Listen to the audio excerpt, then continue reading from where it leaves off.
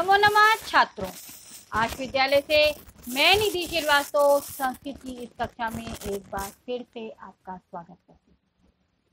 छात्रों, पूर्व कक्षा में सिकता सेतु अर्थात बालू से पुल बनाने के प्रयास में हम लोगों ने अध्ययन किया। आपको यहाँ पर छात्रों बताया गया कि एक तपस्वी बालक है जो तपस्या के माध्यम से ही अध्ययन करना चाहता है, वो पढ़ाई से विमुख हो गया है, जबकि उसके माँ बाप वगैरह उसको पढ़ाना चाहते थे। इवन उसके रिश्तेदारों ने भी उसका परित्याग कर दिया, परंतु फिर भी वो तपस्या के मार्ग से ही पढ़ाई करना चाहता है।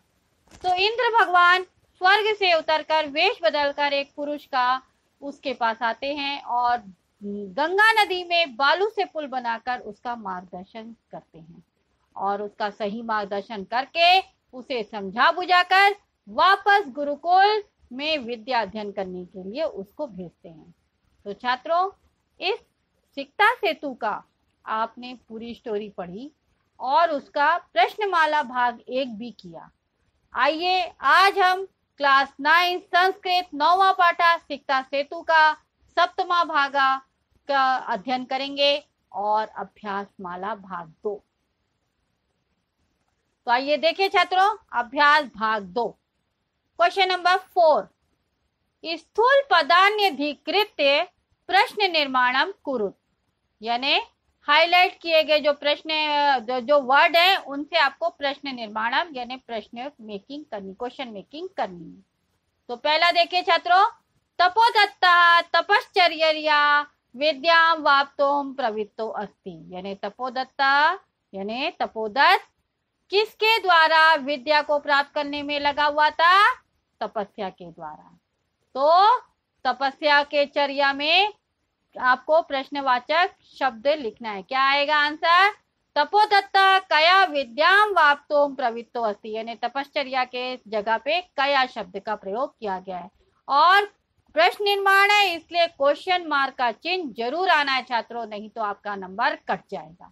इसलिए प्रश्नवाचक चिन्ह का प्रयोग जरूर से करना है क्वेश्चन मेकिंग में।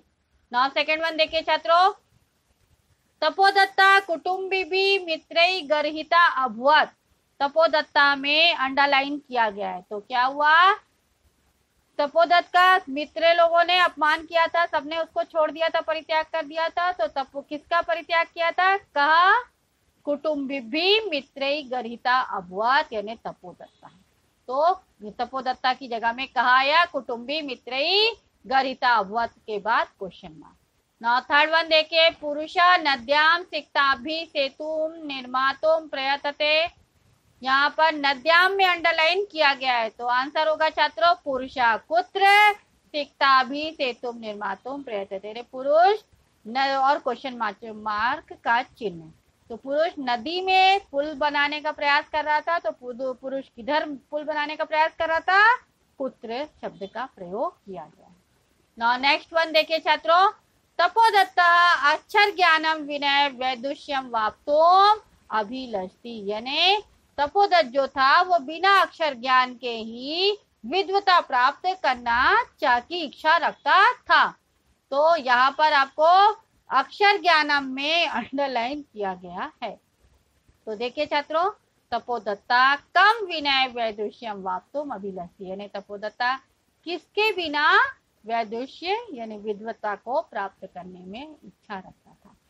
नाउ नेक्स्ट वन देखिए, तपोदत्ता विद्याध्ययनाय गुरुकुलम अगच्छत। यानी तपोदत्त विद्याध्ययन के लिए गुरुकुल गया। तो किसके विद्याध्ययनाय में अंडरलाइन है यानी किसके लिए? चतुर्थी विभक्ति। तो तपोदत्ता किमर्थम गुरुकुलम अगच्छत।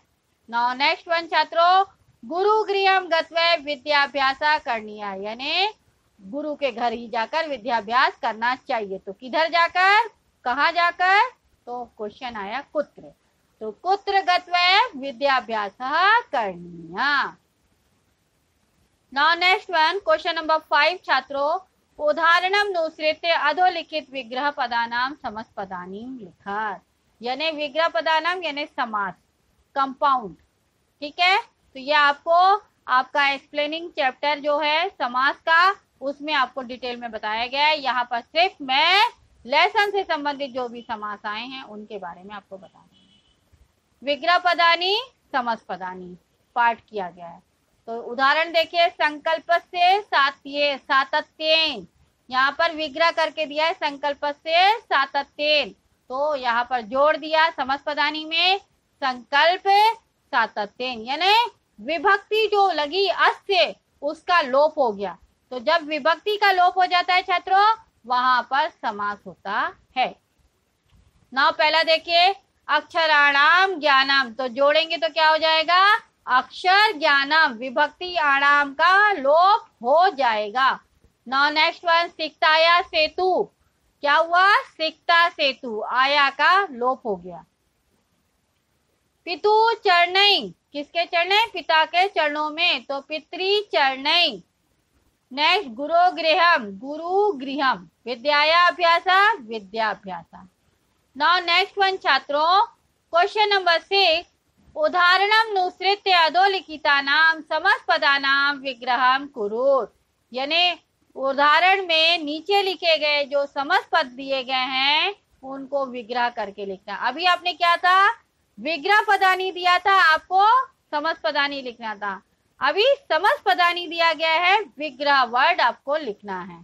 तो देखिए उदाहरण, नयन युगलम, तो उसका विग्रह किया तो क्या हुआ, दो है इसलिए द्विवचन का प्रयोग होगा, तो क्या हो गया, विभक्ति नयन नयोर युगलम। तो अब इसी के आधार पर पहला देखिए, जल प्रभावे जलस्य प्रभावे, तपश्चर्या तपसः चर्या, जलोच्छलन ध्वनि जलस्य उच्छलन ध्वनि, सेतु निर्माण प्रयासा सेतोः निर्माण प्रयासः। जिस तरह से इसका हिंदी अनुवाद होगा उसी हिसाब से वे विभक्ति का तत्पुरुष समास में प्रयोग करते हुए हमको समास को करना है।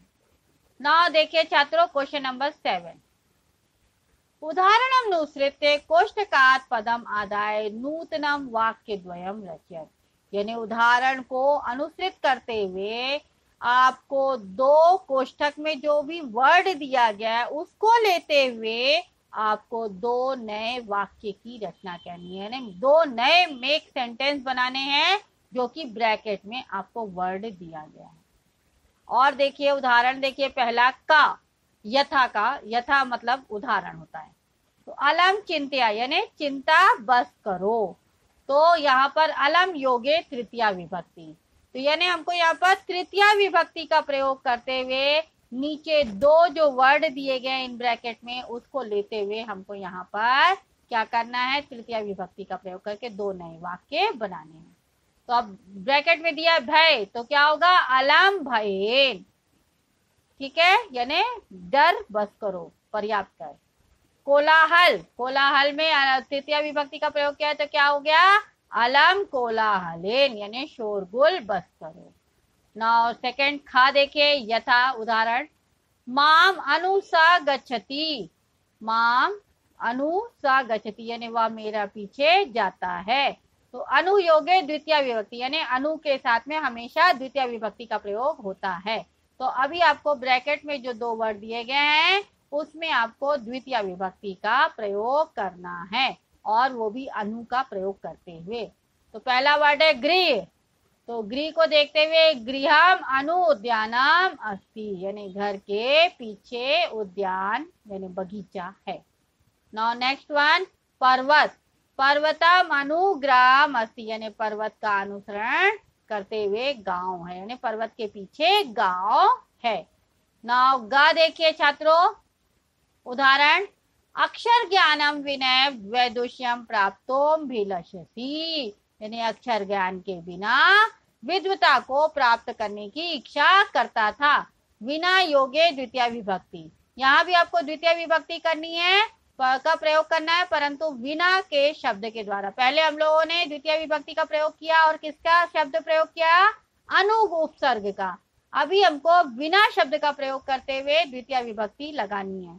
तो ब्रैकेट में पहला वर्ड क्या दिया है छात्रों, परिश्रम, तो परिश्रम बिना कार्यम ना सिद्ध्यति, यानी मेहनत के बिना कोई भी कार्य सफल नहीं होता है छात्रों।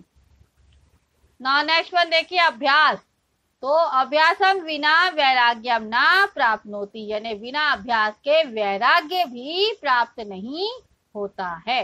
तो छात्रों, आपका यह अभ्यास माला यहाँ पर समाप्त होती है और इसके साथ ही ये अध्याय भी यहाँ पर समाप्त होता है। तो छात्रों, आज आपने यहाँ पर प्रश्नमाला भाग 2 पढ़ा, जिसमें कि प्रश्न निर्माण सीखा, समास विग्रह और समास जोड़ना, समास पदानी और विग्रह दोनों पढ़ा, साथ ही साथ आपने विभक्ति प्रयोग भी पढ़ा। तो छात्रों, अगर आपको इन सब क्वेश्चंस में जरा भी डाउट है तो आप आश विद्यालय के ऐप को लाइक करके क्वेरी में जाकर अपना डाउट पूछ सकते हैं। मैं आपका जवाब जल्द से जल्द दूंगी। तब तक के लिए धन्यवाद छात्रों। नमो नमः।